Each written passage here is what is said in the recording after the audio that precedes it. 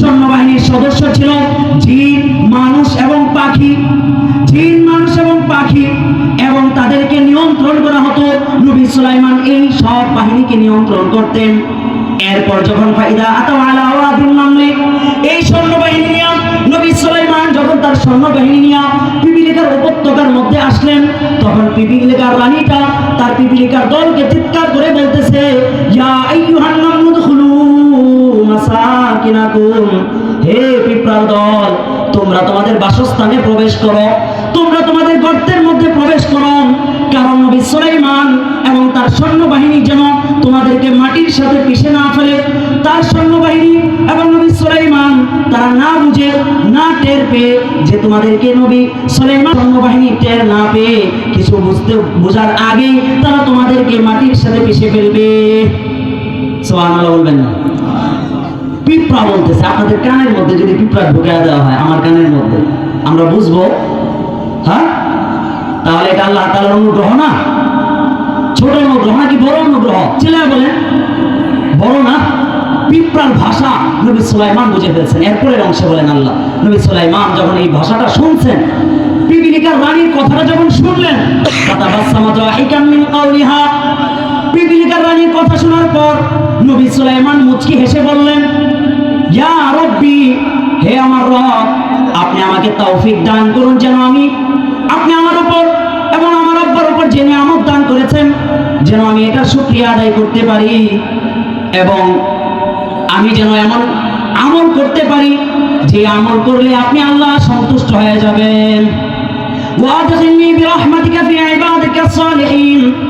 নবী সুলাইমান এত বড় রাজত্ব পাওয়ার পর, এত বড় অনুগ্রহ পাওয়ার পর তিনি বলতেছেন, ওয়াদখিলনি বিরহমাতিকা ফি ইবাদিকা সালিহিন, হে আল্লাহ, আপনি আপনার নিজ অনুগ্রহে আমাকে নেক বান্দাদের অন্তর্ভুক্ত করে নেন। বলেন, চিল্লায় বলেন সুবহানাল্লাহ।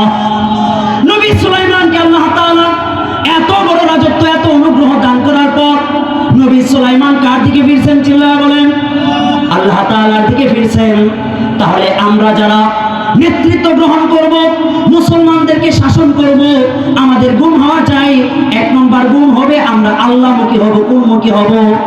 পরিবারকে যখন আমি নেতৃত্ব দিব, আমার ভাইকে আমি পরিচালনা করব, আমার পরিবারকে আমি পরিচালনা করব, সমাজ পরিচালনা করব, রাষ্ট্র পরিচালনা করব, সর্বক্ষেত্রে যেন অহংকার আমার মধ্যে চলে না আসে। মসজিদ পরিচালনা করব, এছাড়া আরো যত পরিচালনার ক্ষেত্র আছে সবগুলোর ক্ষেত্রে কার দিকে ফিরতে হবে? চিল্লায় বলেন, আল্লাহর দিকে ফিরতে হবে। মুসলিম শাসকের 2 নম্বর যে গুণ হবে সেটা হচ্ছে ইনসাফ কায়েম করা। কি কায়েম করা? ইনসাফ কায়েম করা। আপনার ভাই আপনাকে ক্ষমতা দিচ্ছে, আপনার ভাই বলছে যে ভাই তুমি যেভাবে বলবা আমরা সেভাবে চলব। তখন আপনি এই নেতৃত্ব নেওয়ার পর আপনার আব্বার সম্পত্তি সবগুলো একা নিয়ে নিয়েছে, এটা হইল?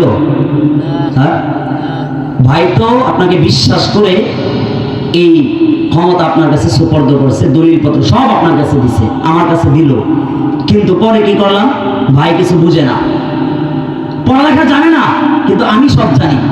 এখন আমার নামে সুন্দর করে সব দলিল করলাম, বাবাকে নিয়ে গেলাম, কিছু খাওয়াইলাম, বাবা কিছু বুঝলো না, দিয়ে দিল বাবা সাই। পরে অন্য ভাইয়া কি হলো? বঞ্চিত হইলো। এটা হবে? হবে এটা? ইনসাফ একবারে পরিবার থেকে কায়েম করতে হবে। উপরে আমরা পড়ে যাই, উপরে পড়ে যাই, আগে আমি আমার নিজেকে সংশোধন করি। আমি যে পরিবার পরিচালনা করব, এই পরিবার পরিচালনার ক্ষেত্রে আমি একজন নেতা না? চিল্লায় বলেন, পরিবার পরিচালনার ক্ষেত্রে আমি নেতা না? একটা মসজিদের ইমাম বা মসজিদ যারা পরিচালনা করতেছে তাদেরকে দায়িত্ব দেওয়া হয়েছে, তো মসজিদে যে কাজগুলো করবে এরা ইনসাফের সাথে করবে না? বলেন, ইনসাফের সাথে করবে নি? তো ইনসাফ কায়েম করা এটা মুসলিম শাসকের 2 নম্বর গুণ।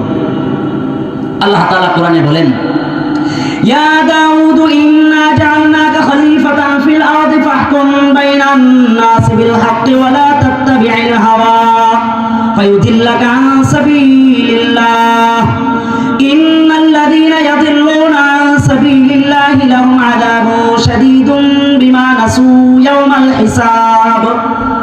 আল্লাহ তাআলা বলতেছেন, নবী দাউদকে ডেকে বলতেছেন, ও দাউদ, পৃথিবীতে আমি তোমাকে রাজত্ব দান করেছি, পৃথিবীতে আমি তোমাকে ক্ষমতা ফাহকুম বাইনান নাসি বিল হক, তুমি মানুষের মাঝে ইনসাফ কায়েম করো, সঠিক বিচার করো। ওয়ালা তাত্তাবিল হাওয়া, তুমি বিচার করার ক্ষেত্রে মনে